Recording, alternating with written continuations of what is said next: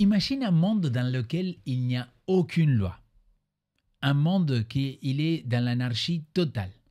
Comment tu te sentirais? Est-ce que tu serais à l'aise? Ou d'un autre côté, un monde dans lequel il n'y a que des lois derrière des lois, des lois et des lois, et que ces lois-là, ils deviennent lourdes. Aujourd'hui, nous allons parler de comment vivre la loi. Et pour cela, je t'invite à rester jusqu'à la fin, parce qu'on va partager sur la loi de Dieu.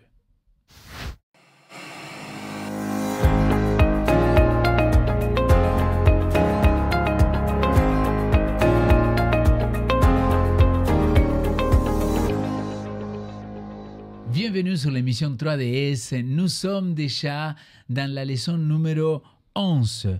Et aujourd'hui, je me retrouve à nouveau avec Eurico et Esther pour pouvoir découvrir cette leçon-là et pour la partager avec chacun de vous. Alors, Eurico, est-ce que tu voudrais dire quelques mots pour te présenter, pour dire qui tu es, pour ceux qui ne te connaissent pas?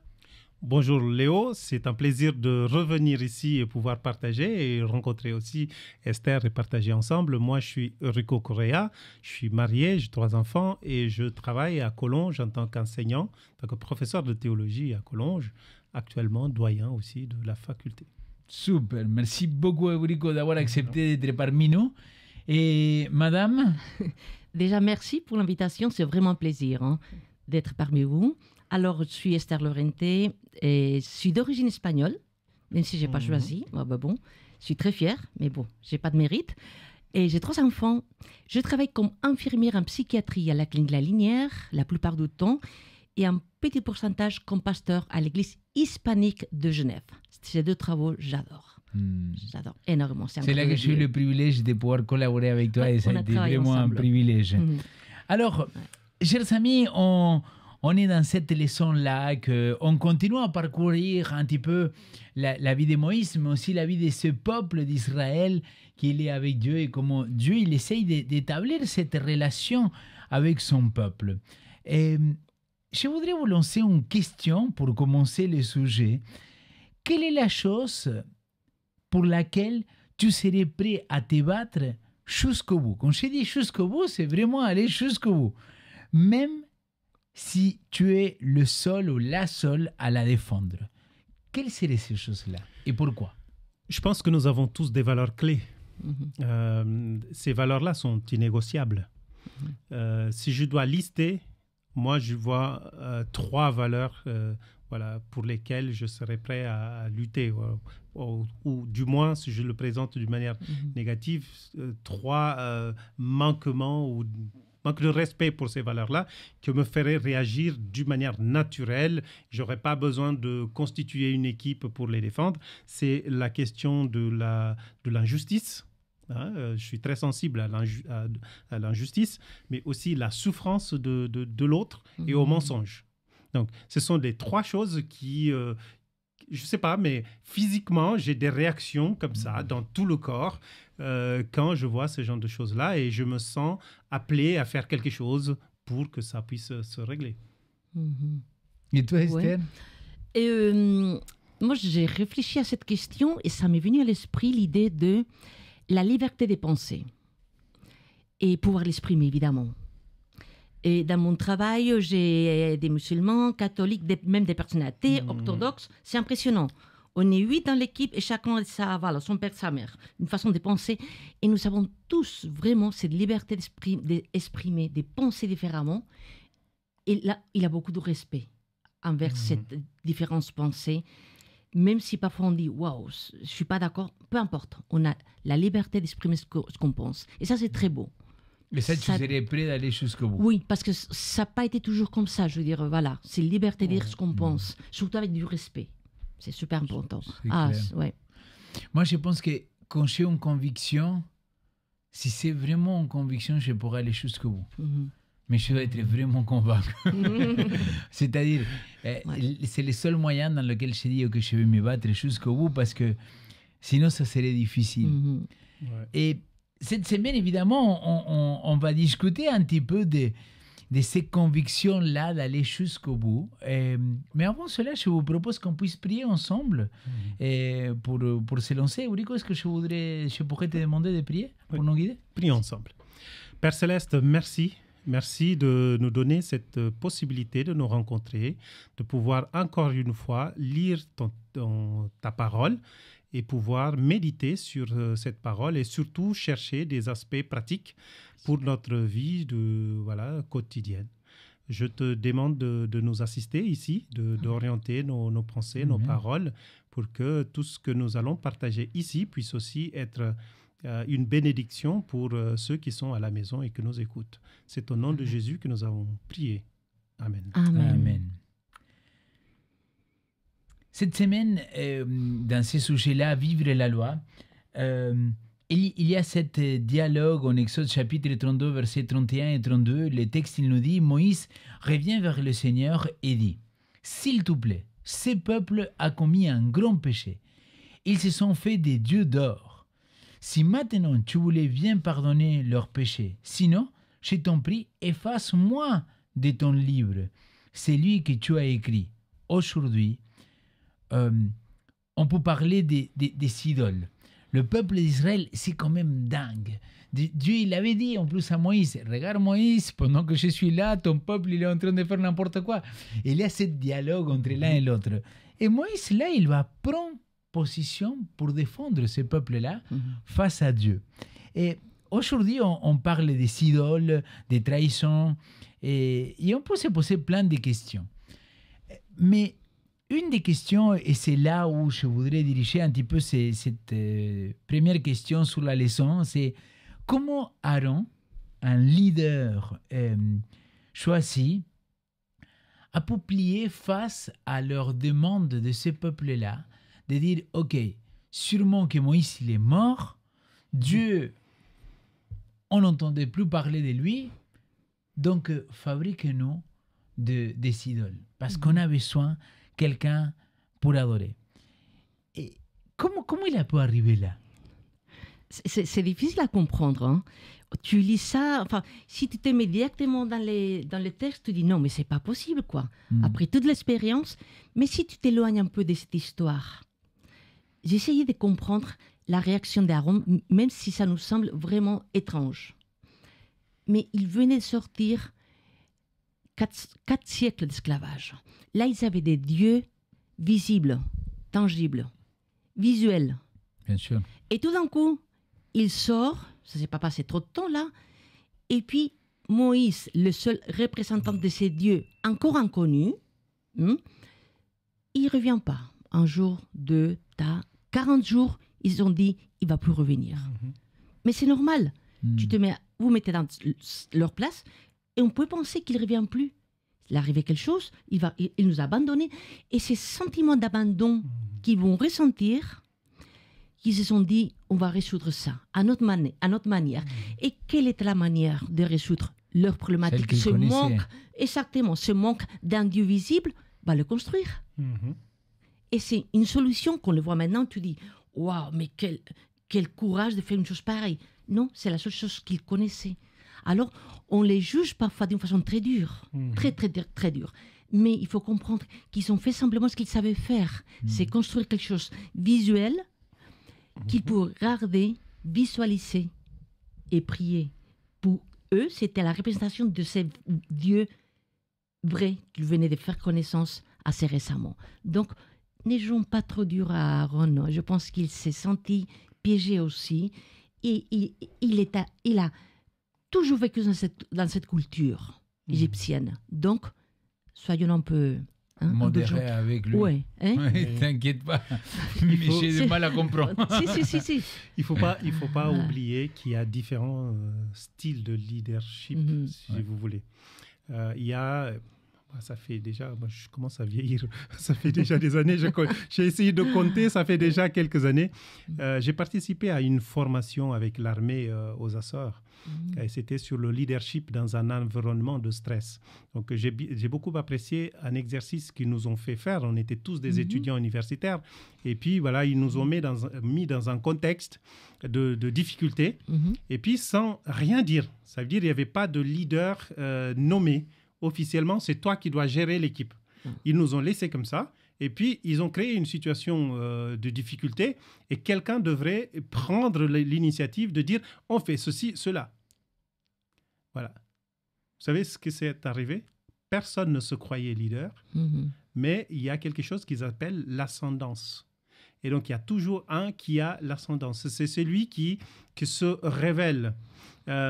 Mais nous sommes tous différents, nous avons des styles de leadership différents, mais si Moïse n'existait pas, je suis sûr qu'Aaron aurait assumé le leadership de ce peuple-là autrement.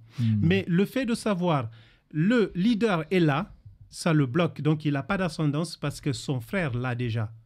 Et donc, il monte sur le mont, il doit arriver à n'importe quel moment. Même lui, il est en attente. Donc, il ne va pas réagir parce qu'il est toujours dans cette imminence-là de retour de son frère pour gérer la situation. Il est habitué à cela. Et puis, si on compare cette posture-là qui paraît un peu d'inactivité de la part d'Aaron avec un autre texte que se trouve dans Lévitique 10, juste une parenthèse, normalement, les adventistes connaissent bien Lévitique 11. Oui, mais pas le 10. Mais Lévitique 10, quand je dis Lévitique 10, c'est quoi? Ça parle de quoi exactement? C'est l'équivalent avant le 11. Justement, Lévitique 10 parle d'Aaron et parle d'une expérience là où il a perdu 2 fils dans le sanctuaire. C'était l'inauguration du système de sacrifice. Il perd 2 enfants. Et puis, voilà, il y a Moïse qui vient en tant que chef et qui vient et qui va dire, moi, je t'ai tout expliqué, mais tu n'as rien fait. Tu n'as pas suivi la loi. Tu devrais manger le sacrifice avec tes enfants. Pourquoi tu n'as pas fait? Vous savez, c'est quoi la posture d'Aaron? Silence. Il fait rien. Il observe. Il observe Moïse discuter avec ses enfants. Il dit rien, les 2 qui restaient. Et c'est vers la fin, après avoir entendu beaucoup de choses de la part de Moïse, qu'il réagit. Et il dit, Moïse, finalement, après tout ce que s'est passé aujourd'hui, si j'avais mangé le sacrifice, est-ce que tu trouves ça agréable aux yeux de l'Éternel? Moi, j'apprends beaucoup avec ces passages-là. Ouais. Mais en même temps, ça me dit beaucoup du caractère d'Aaron. Aaron est un homme sage. Aaron est un homme consacré.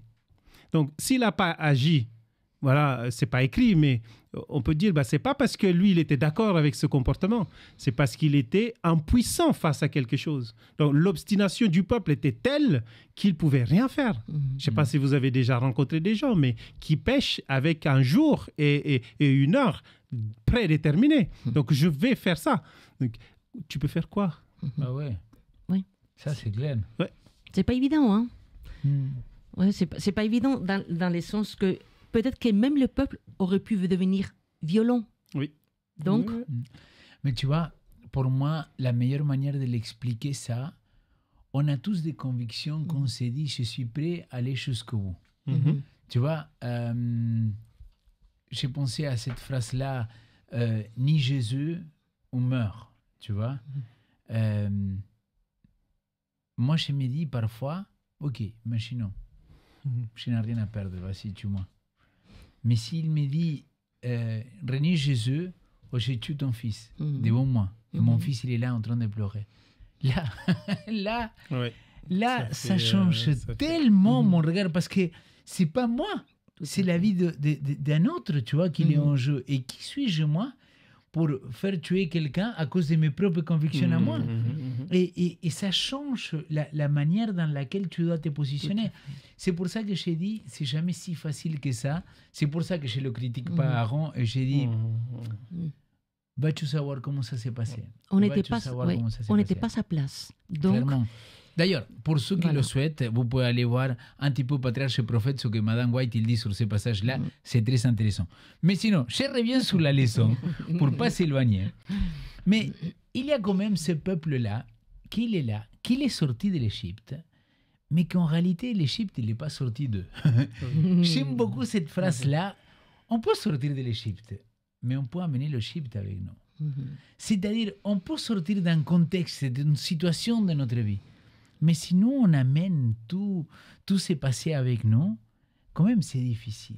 Et c'est un peu, dans ce que tu expliquais, ce peuple-là, il a vécu pendant 400 et quelques années dans l'esclavage. Il sort de là, il y a beaucoup de choses que de l'Égypte, ils sont restés. Alors, peut-être c'est pour ça qu'ils sont rentrés dans l'idolâtrie, qu'ils sont revenus en réalité à l'idolâtrie, qu'ils ont laissé de côté les miracles. Mais si on devrait contextualiser ces passages-là. Aujourd'hui, Quelles sont les formes modernes dans lesquelles on peut prendre et faire des veaux d'or? Est-ce que dans notre vie aujourd'hui, on est conscient que parfois on peut quitter le monde, l'Égypte, mais on a même l'Égypte, le monde avec nous dans notre intérieur? Oui. Avant de répondre directement à ta question, je voulais dire que c'est facile à perdre des habitudes, mais c'est difficile d'en avoir. Construire une habitude, construire quelque chose qui est solide, qui reste, c'est difficile. Et puis, voilà. On dit souvent, c'est 40 jours pour créer une bonne habitude et 3 jours pour les perdre. Ouais. Tu vois, 430 ans en Égypte. Voilà, il y a beaucoup de choses quand même, hein, c'est beaucoup de temps. Ouais. Et puis, souvent, on associe cette période-là avec l'esclavage, mais il faut se souvenir que ce n'était pas que de l'esclavage. Ils ont vécu aussi une période de prospérité. Donc, les enfants sont nés là-bas. Ils ont l'identité aussi de là-bas. C'est comme à Babylone, tu vois. Donc, tu dis, tout le monde peut rentrer maintenant à Jérusalem. Il y en a qui restent. Pourquoi ils restent? Parce que tout n'était pas mauvais. Donc, on se souvient encore des bonnes choses, du confort qu'on a là. Donc, même si on sort, une bonne partie de notre identité, ça a été construite en Égypte. Donc, on ne perd pas ça comme ça. Donc, ça c'est resté et tout ça. Mais, pour revenir à ta question, je pense qu'on n'a jamais eu autant d'idoles qu'aujourd'hui. Dans le passé, on pouvait compter les idoles. Aujourd'hui, les idoles ne sont pas possibles d'être comptées. Je donne quelques exemples, parce qu'elles ne sont pas matérielles. Tu vois, elles sont réelles, mais ce n'est pas une réalité physique forcément. Et c'est là où ça pose problème, parce qu'on peut même ignorer l'existence de ces idoles-là. En se rappelant qu'un idole, c'est celui qui va venir prendre la place qui n'appartient qu'à Dieu. Tout à fait. En tout cas, c'est la définition aussi que j'adopte pour l'idole. Quelqu'un qui prend la place de Dieu dans ma vie. Si on regarde aujourd'hui comment on travaille, si on regarde aujourd'hui le rapport que nous avons à l'argent, si nous regardons aujourd'hui le rapport que nous avons avec la technologie, l'Internet, les appareils et tout cela. Et pire encore, c'est cette quête de reconnaissance qui pousse à avoir un statut social, à avoir un certain niveau dans la société. Et ça, c'est le plus important dans ma vie. Et donc, est-ce que Dieu a vraiment sa place dans ma vie? Donc, je pense qu'on pouvait faire une liste interminable d'idoles qu'on peut avoir aujourd'hui. C'est trop facile d'en avoir. C'est difficile de prendre conscience de la gravité de cette question d'idole et de les abandonner petit à petit. Tu sais, il faut des générations, plusieurs générations pour changer cette façon de penser. Quelques temps pour avoir une nouvelle habitude, mais pas la façon de penser, ça c'est autre chose. Ouais. C'est complexe, il faut plusieurs générations. Donc, ayons un peu de patience avec ce peuple. Dieu a eu beaucoup de patience avec le peuple d'Israël. Mais par rapport à l'idolâtrie moderne, moi je commence déjà avec les 10 paroles. Les 2 premiers commandements, c'est déjà par rapport à quelle image je me fais des dieux. Pour moi, on commence déjà l'idolâtrie par là. Mais comment c'est possible? Mais oui, parce que quelle image on a des dieux? Souvent, des fausses images. Dans le sens de dire, est-ce que Dieu, je l'imagine comme un Dieu en colère, un Dieu juge, un Dieu punisseur, implacable, enfin tout ce que tu veux. Alors je vais obéir par amour?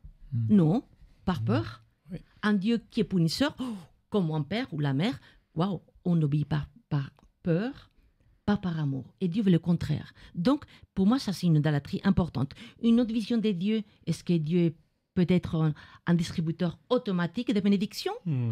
Alors, on va être chrétien. Pourquoi? C'est une foi qui nous convient pour obtenir des choses. Donc, c'est déformer l'image de Dieu. Peut-être que j'ai l'idée de Dieu lointain, froid, éloigné de ma vie. Alors, tu vois, il a des personnes que malheureusement, ils n'ont pas encore eu ces rencontres avec le Père ou avec Jésus. ils ont encore des idées erronées, des pensées, des images erronées de Dieu, quand finalement c'est un Dieu plein d'amour. Et on va l'obéir par amour, pas par peur, pas parce qu'il est loin, absent, bien au contraire, parce qu'on l'aime, parce qu'il nous a aimés d'abord. Est-ce que je pourrais vous choquer ou peut-être choquer nos auditeurs? Et si je vous dirais qu'aujourd'hui, parfois, je crois que notre propre église, que j'aime tant, je suis au service de cette église-là, je suis pasteur de l'église adventiste 7e jour et je l'aime. Mais je me dis, ah Seigneur, pardonne-moi parfois, pardonne-nous, parce que parfois, le sabbat, il est devenu un de nos idoles. Et Jésus, il avait dit, il a dit, le sabbat, il était fait pour l'homme, pas l'homme pour le sabbat. Et je viens d'un pays sud-américain dans lequel je peux vous garantir que parfois le sabbat, il peut être l'objet d'idolâtrie. Parce que tu te dis, attends, mais le plus important, ce n'est pas le sabbat, c'est adorer Dieu le jour du sabbat. Et là, encore, je vais vous choquer plus. Il y a des gens qui sont devenus des bibliolâtres. C'est des gens qui sont tellement obsédés par... Et j'ai dit, écoute, la Bible, c'est le moyen par excellence que Dieu a trouvé de communiquer avec nous. Mais tu ne peux pas enfermer les dieux de l'univers, les dieux éternels, c'est lui qui est depuis toujours, que ni le temps ni l'espace il peut le contenir. Tu ne peux pas le renfermer dans 66 livres selon les protestants. Parce qu'en plus, les cathos, ils vont dire 73. Donc, j'ai dit, s'il te plaît, réfléchis 2 minutes. Ce n'est pas possible. Ce n'est pas possible de dire, attention, le seul qu'il doit être honoré, glorifié. Et la Bible même, elle dit que tout genou fléchit devant le nom qu'il est au-dessus de tout nom. C'est Jésus-Christ. Et quand nous, on reprend le cap et on se dit, waouh, peut-être c'est là qu'on a besoin de revenir, c'est rappeler à quel point c'est important aujourd'hui dans notre vie de remettre Jésus-Christ au centre de nos églises. Et ça, vous le voyez, vous le voyez dans nos communautés, comme parfois il y a des débats, des gens des églises dégirées à cause de la louange, le type de musique. Et moi, parfois, j'ai pété les plombs. Toi, tu m'as connu. Mais moi, je dis, mais vraiment, les amis, vous pensez vraiment que Dieu il serait content s'il serait là? Parce qu'ils sont tellement obsédés par le type de musique. Je dis, mais finalement, pour toi, c'est plus important ce qu'on va chanter qu'à qui on va lui chanter. Et c'est là, pour moi, le véritable problème. Et c'est là qu'on se voit que parfois, nous aussi, aujourd'hui, on peut sortir d'Égypte, mais on amène l'Égypte à l'intérieur de nous. On reste esclave d'un système, d'une manière de penser que Dieu va nous délivrer clairement de ces mauvais regards qu'on a de lui. Bon, bref, si on va aller, pardon. Tu touches à quelque chose d'intéressant et en même temps de sensible, parce que je pense que pas tout le monde va comprendre la chose de la même manière. Mais pendant que tu parlais, ça m'a fait penser à 2 choses, parce qu'on a défini l'idolâtrie comme idole, comme quelque chose qui va remplacer, qui va prendre la place de Dieu. Et donc, c'est pour cela, quand on parle d'adorer des idoles, on pense qu'on n'a pas d'idole, parce que l'idée d'adoration, on adore l'idole quand on se prosterne devant l'idole. Mais il ne faut pas oublier que le mot idolâtrie a aussi l'atréo, c'est le service aussi. Donc, ça dépend. On est au service de qui? On est au service de quoi? Et c'est là où je te rejoins. Tu pourrais être prof à la fin. Oui. Pardon, c'était une blague. C'est là où je te rejoins, parce que parfois on est vraiment trop au service d'eux, qu'on est dans l'idolâtrie déjà, sans le savoir. Clairement. Mais c'est là où on ne doit pas rentrer dans la condamnation non plus, parce que sinon on revient dans la même bêtise qu'on a pu faire dans le passé. Et je lisais tout à l'heure, au commencement de cette émission, « Pardonne-les, sinon efface-moi de ton livre. » C'est ce que Moïse il va faire et demander, et il va lui dire à Dieu. Alors, la question deviendrait très concrète. Est-ce que nous sommes capables aujourd'hui d'aimer au point de porter les fautes des autres dans la prière? Ou prions-nous seulement pour ce qu'ils nous plaisent, pour ce qu'ils sont alignés avec ce que je pense? Et là, par exemple, je confronte un petit peu, Esther, avec ce que tu disais tout à l'heure. Tu disais, voilà la liberté de penser. Et si tu as en face de toi quelqu'un qui a une pensée psychorigide, qu'il n'arrive pas à sortir de là et qu'il pense que c'est que lui qui a la vérité et que c'est lui qui doit t'expliquer comment il fonctionne la vie. Est-ce qu'on arrive à l'aimer et à prier pour cette personne-là? J'arrive à l'aimer, tout court. À prier, est-ce qu'il a besoin de mes prières? Parce que pour cette personne, c'est sa vérité. Il faut que tu pries pour qu'il puisse penser comme toi. Non, c'est pas vrai. Surtout pas. Et on arrive à prier. Moi, j'ai la tendance à prier pour les personnes qui sont plutôt proches de moi. C'est plus facile. Et moi, je me reconnais là-dedans. Parfois, je prie, mais est-ce qu'on a le droit de prier pour les gens qui ne sont pas d'accord avec nous en disant « Je te prie parce qu'il a besoin de toi ». Je me trompe déjà dans cette vision. J'ai l'impression que je me trompe dans cette vision que l'autre a besoin de mes prières pour qu'il finisse de penser différemment. Non, on est dans le respect de la pensée. Sinon, on tombe dans une piège de dire on a tous besoin de penser de la même façon. C'est pas possible, quoi. À mon avis, c'est pas possible. Et par rapport au verset que tu viens de dire, tu sais, le verset qui dit que Dieu a changé d'avis, qui a pensé autrement, et cette traduction qui est très humaine, hein, quand elle dit par exemple qu'il a changé de décision. Est-ce que Dieu peut vraiment changer de décision? J'adore une traduction de Chouraki, justement, qui dit Dieu s'aimait eu. Je ne sais pas si on prononce comme ça, mais il a été touché à l'intérieur. Et pour moi, c'est ça la prière. La prière, c'est pas pour changer l'autre de façon de penser, c'est pas ça. La prière, change moi. Parce que pour moi, la prière est relationnelle. C'est pas mécanique. C'est pas pour obtenir des résultats. C'est pour changer mon intérieur. Et c'est ça que c'est une bénédiction. Je vais pas prier pour que l'autre puisse penser autrement.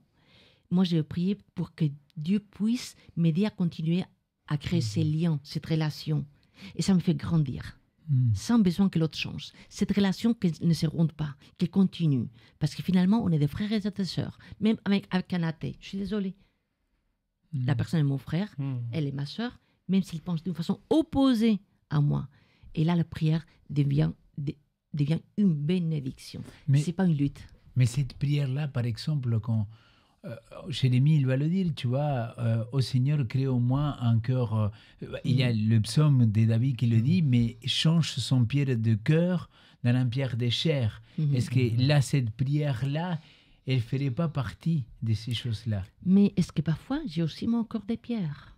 Oui, je clairement. peux avoir, je veux dire, finalement, clairement. Pourquoi prier constamment pour les autres quand j'ai tellement besoin de continuer ce lien avec Dieu?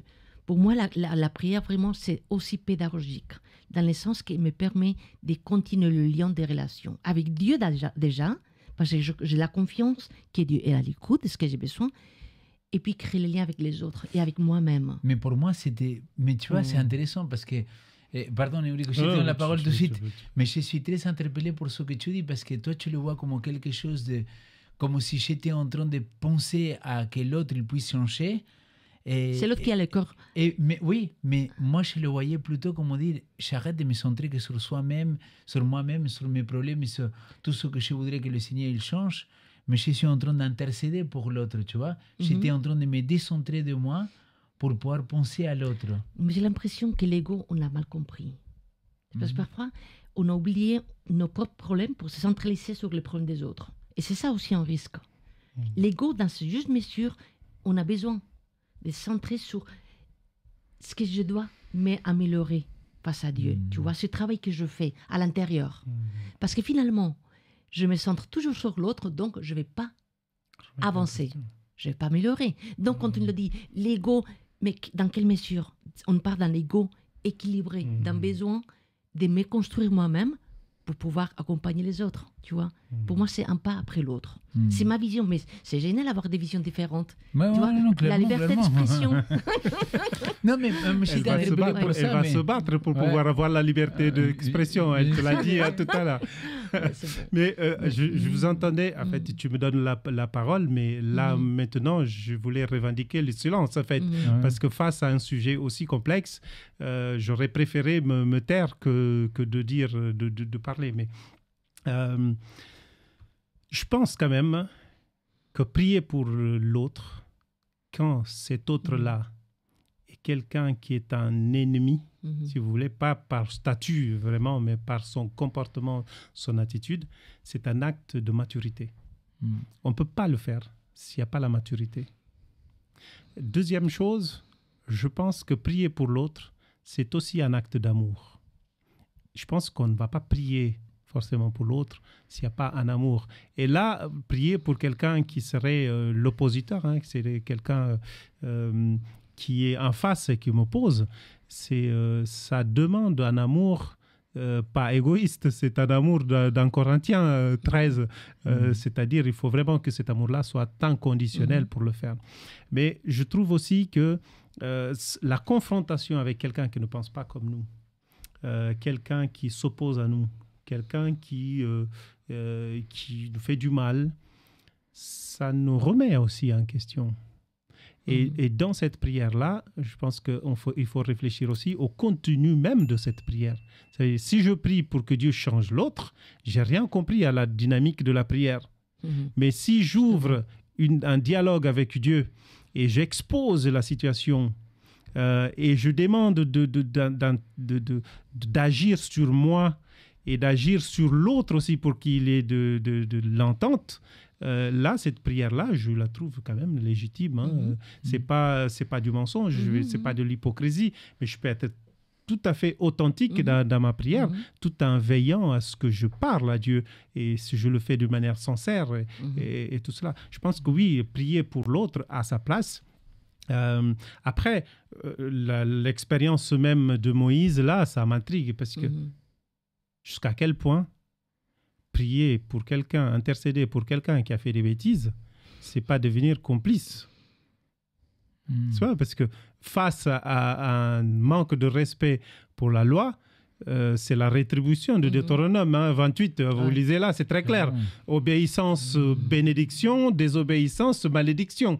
Et là, Moïse est en train de dire non, n'applique pas la malédiction, mais la bénédiction. Donc, pardonne ces personnes-là. Là, ça me ramène au cœur de la Bible. Dieu ne pardonne pas ceux qui méritent. Dieu pardonne ceux pour qui il a fait agir la grâce.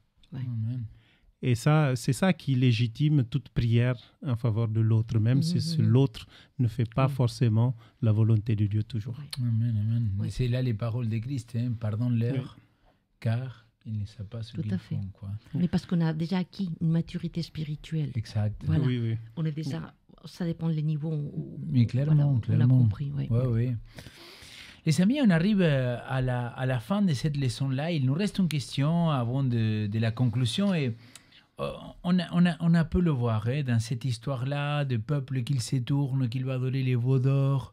Moïse, il intervient pour son peuple. Dieu, qui a cette discussion avec lui. Aaron au milieu. Tu as parlé, Eurico, tout à l'heure qu'on a tous, qu'aujourd'hui c'est incontable le nombre des idoles qu'on peut avoir dans notre vie. On a pas mal rebondi sur cela, mais comment cultiver une vraie passion pour Dieu, pour Jésus-Christ, plutôt qu'une foi superficielle qu'il pourrait nous amener à avoir plein des idoles aujourd'hui? Comment avoir cette véritable relation avec lui? Je vais essayer d'aller droit au but parce que le temps ne nous permet pas, mais il y a deux verbes dans la Bible qui sautent, qui me viennent à l'esprit quand tu parles de cela. C'est le verbe yada, c'est connaître, et le verbe ginosko. Dans les deux testaments, il y a l'idée de relation. Et je lisais récemment une étude, c'est pas si récent que ça fait plus d'1 an. Vous pouvez le retrouver sur Internet, sur le site Center for Bible Engagement. Il y a une étude qui dit, c'est The Power of Four, le pouvoir de 4. Et ça, l'idée derrière, c'est de dire que quand vous avez un contact régulier avec la Bible, vous changez. Sur différents aspects. Oh, l'esprit change. Oui, c'est ça. Mais ce changement-là, c'est un constat. Ça veut dire, plus de contact avec la Bible, voilà, la lecture régulière de la Bible, parce qu'ils ont fait l'expérience avec des gens qui lisent la Bible une fois par semaine, peu de changements dans la vie de ces personnes-là. Plus vous augmentez le contact avec la Bible, plus il y a des chances que votre vie soit transformée sur différents aspects. Donc, il parle de la générosité qui augmente, la tentation d'utiliser la pornographie qui diminue, le sentiment de solitude qu'on a souvent, voilà, ça diminue aussi drastiquement parce que ça va être comblé par cette assurance de la présence de Dieu. Donc, concrètement, je dis, plus on est en contact avec Dieu, dans la lecture de la Bible, par la prière, voilà, quand on crée l'environnement, par la discipline, pour être en contact avec Dieu, plus on va réussir à éloigner les idoles, parce qu'on donne la place à Dieu, il restera moins de place pour les idoles. Amen. C'est intéressant, oui. Tu vois, et je trouve que comme humain, on voit toujours les idoles d'une façon visible, dans le sens que qu'est-ce qu'on critique, qu'est-ce qu'on peut condamner, tout ce qu'on voit, alcool, tabac, sexe, pornographie, enfin, tout ce qu'on veut, on fait la liste, comme tu as dit avant, interminable. Parce que tout est visible, tout est tangible. On les touche, on les voit. Mais je me pose la question, c'est pas forcément ça les vraies idoles. Les vraies idoles, c'est ce qu'on voit pas, ce qu'on a à l'intérieur. Parce que c'est beaucoup plus facile de dire blanc et noir, l'alcool noir, les drogues noires, mauvais. Mais attends. C'est plus facile de dire ça que dire j'ai besoin de reconnaissance constante. Je suis incapable de me remettre en question. Je suis jalouse. Tu vois, ce qu'on ne voit pas, c'est là qui est compliqué à savoir que ça peut être une idole. Et pour moi, c'est ça le travail avec Dieu. Tout ce qu'on voit, surtout on le voit, mais pas chez moi, je le vois toujours chez l'autre. Et c'est ça qui est très facile à critiquer, je le condamne. Écoute, ce que tu fais, mon frère, tu es en train de consommer l'alcool. Mais ce qu'il lui pourrait me dire 2000 choses aussi. Écoute, tout ce qu'on ne voit pas en toi, tout ce qu'on ne montre pas, parce que c'est toujours à l'intérieur. Et je pense qu'il avait les yeux très clairs. Et il va dire, ce n'est pas qu'il rentre dans l'être humain, ce qui les rend impurs, parce qu'on le voit, ce qui rentre, tout ce qui sort, ce qu'on ne voit pas. Donc, c'est finalement, c'est important de réfléchir avec Dieu pour avancer dans ce qu'on ne voit pas, dans mes problèmes intimes, ce que je ne montre pas, mais qui sont là. Pour moi, c'est ça les vrais problèmes. Parce qu'à ce moment-là, je vais arrêter de voir chez l'autre ces problèmes. Je suis en train de faire un travail sur moi, donc, je pense que c'est déjà pas mal. Et quand j'ai déjà certaine maturité, c'est là que je peux aider l'autre personne. Sinon, on va boiter les deux, et puis c'est pas une bonne solution. C'est ma façon d'envisager ces sortes d'idolâtrie invisible que j'appelle. Écoutez, merci beaucoup les amis pour tous ces différents sujets qu'on a pu traiter, qu'on a pu parler. Est-ce que vous aurez un petit mot de conclusion personnelle de qu'est-ce que vous retenez le plus important de cette leçon-là, vivre la loi? Moi, ça m'a fait penser à Acte 10, là, le concile de Jérusalem, où ils sont, après beaucoup de discussions, ils sont arrivés à l'essentiel. Et dans l'essentiel, il fallait aussi abandonner l'idole. Tu vois? Je pense qu'aujourd'hui, la question qu'on devrait retenir, c'est comment faire pour que l'idole disparaisse de ma vie, quoi. Mais tu as parlé de la relation. Oui. Tout à fait. C'est ça que je voulais dire, que finalement, la loi est magnifique. Et c'est vraiment guide que Dieu a donné, parce qu'il sait qu'on a besoin. On a vraiment besoin. Mais surtout, ce n'est pas la littéralité de chaque commandement, c'est ces liens que tu crées avec Dieu. C'est les liens étroits que tu crées avec Dieu, et c'est ça. Et avec l'autre. C'est automatique. Quand tu as un très bon lien avec Dieu, automatiquement, tu as un très bon lien avec toi-même et avec l'autre. Mais d'abord, toujours avec Dieu.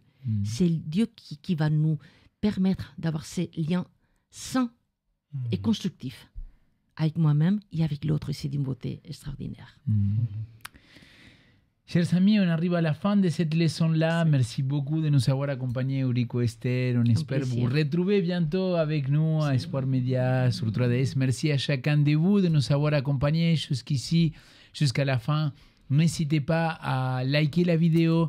S'il vous plaît, si ce n'est pas le cas, abonnez-vous parce qu'il y a plus de 2/3 des personnes qui nous regardent qui ne sont pas abonnés à notre chaîne. Donc, n'hésitez pas à vous abonner, à activer la cloche. Vraiment, c'est quelque chose qui va vous permettre de suivre tout ce qu'on fait. Espoir Média, on le fait de tout notre cœur. Et surtout pour édifier, pour construire notre église, mais aussi pour pouvoir continuer à partager la bonne nouvelle que Jésus il revient bientôt. Moi, je vous dis à la prochaine. La semaine prochaine, ça sera avec Eric. Merci beaucoup de votre présence. À très bientôt.